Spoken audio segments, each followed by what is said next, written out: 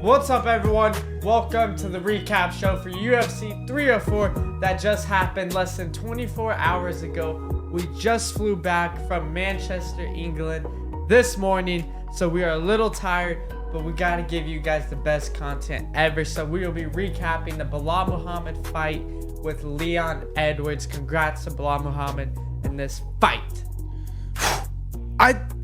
I don't want to brag out here, and I don't want to be like, oh, I told you so, but I told you so. I told you so, Priest. I told you guys out here that Belal Muhammad was going to beat Leon Edwards, and I laid out the entire game plan that he had and what he did last night. And that was the constant pressure in Leon's face, the constant cardio kickboxing, similar to Colby Covington, and ultimately the threat of the takedown that he has learned from Khabib. And that was the 3 key points on why he won last night.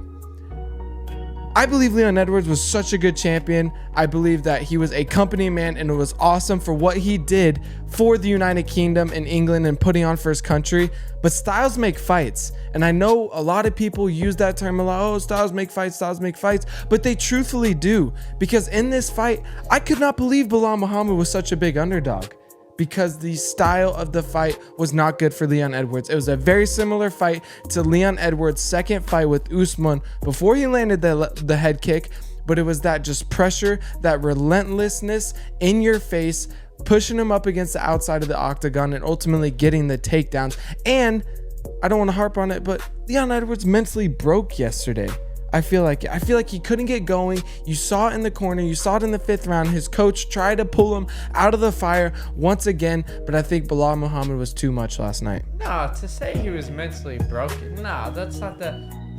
Leon Edwards, once again, I am not defending Leon Edwards for his performance. I think he looked flat. Flat is the best example for this. It looked like he was scared to strike, and it looked like he was just highly anticipating, waiting for the shot. And Leon, all he had to do was push Belal backwards. Whenever Belal got close to putting Leon on the fence, everyone knew the takedown was coming, and he would get it 10 times out of 10. Well, a few times he would wait too, though. It would be this like weird pause where they both weren't throwing. Like, I would understand if like Leon Edwards was, slipping out of range, circling off, but he would almost just back up and wait. Yes, he was throwing left hands. Yes, he was connecting with a lot of left hands, but he almost had this like waiting period in between where he could have circled out and got out of range, but instead he just stayed right there in that like weird B range, that like not all the way in and not all the way out, and that's how he's getting the takedowns. Yeah, no, I 100% agree. Belal Muhammad's game plan, working with Khabib, was the biggest and the best thing he's ever done. Leon Edwards, and he has holes in his game. Whenever you get Leon Edwards going backwards, he gets stuck, he gets jammed. And that's what Belal did that fight. That's how he got it done. And ultimately, it very well could have been 4 rounds of 1 in that fight. But personally, I had it 3 rounds of 2. All of Leon Edwards had to do was fight the 5th round for every round.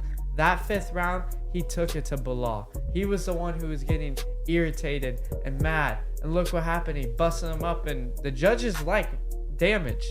Well, he was willing to put it all on the line in the 5th round because he knew he had to get the finish. In the first 3 rounds, I felt like he was almost timid. He was just waiting. He was fighting not to lose instead of fighting to win. He wasn't out there to really truthfully, beat Belal Muhammad. He was just in there trying to fight the fight just to win. And I respect that, because I respect any man that steps in the octagon. And I truthfully think the biggest burn moment of the fight was when Belal Muhammad put him on his head. Because after that moment, it was a different Leon Edwards. And truthfully, I think when he got thrown on his head, he got rocked pretty well.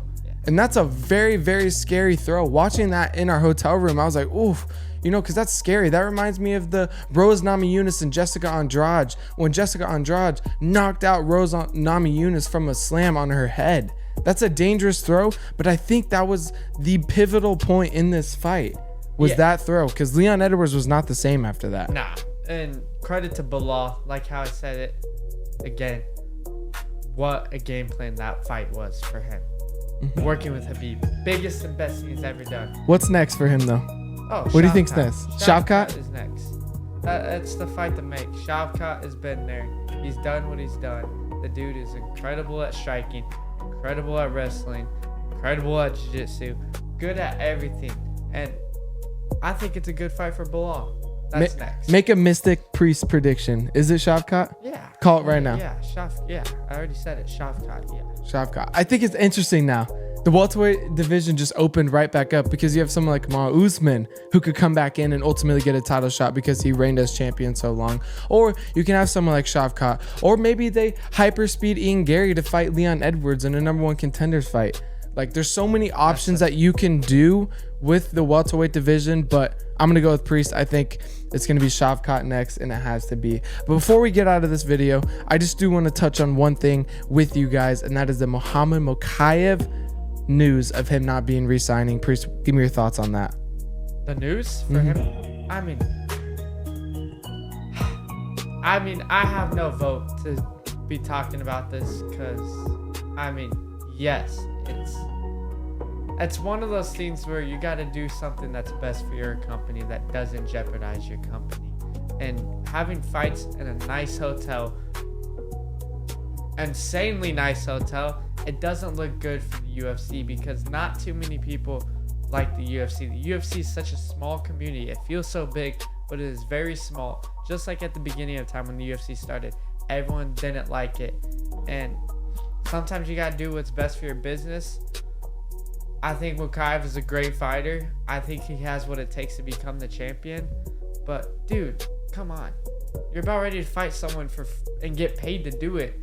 I know you're trying to build up this heated rivalry between you and some other guy, but just settle it in the ring. Because now look what happens. You're done. You're cut. So it's hard because Dana White pioneered this sport for 31 years now of just, this is a tough sport. It is a grueling sport. It's hard to think about because sometimes like we are so in love with mixed martial arts, but it is two guys fighting each other in a cage. Like, if you really think about that, that is crazy. And Dana White lobbied for years on trying to prove that this is a sport. It's not just two crazy people trying to fight it out. And when you have instances like this, it's hard to continue to have the belief from the average person. Granted, I don't think this hurts really the UFC at all, but as Priest said, you have to do what's best for your business. And if Muhammad Mokaev and even Manal Cape are starting fights in the PI and their groups are fighting each other in the lobby of a hotel 3 days from a fight when you're going to fight each other anyways, it's just hard to keep him around. He's 23 years old. He's undefeated. He's an incredible fighter. I think he would really become champion in the UFC, but he's young and he just has made some mistakes. And I feel bad for him because he's a great fighter, but I'm rocking with Dana White on this one. You can't have him around when stuff like this goes on. Yeah. But that's going to do it from this video. Let us know in the comments what you guys thought of Belal Muhammad and your thoughts on the Muhammad Mokaev news. And we'll see you guys for the next video.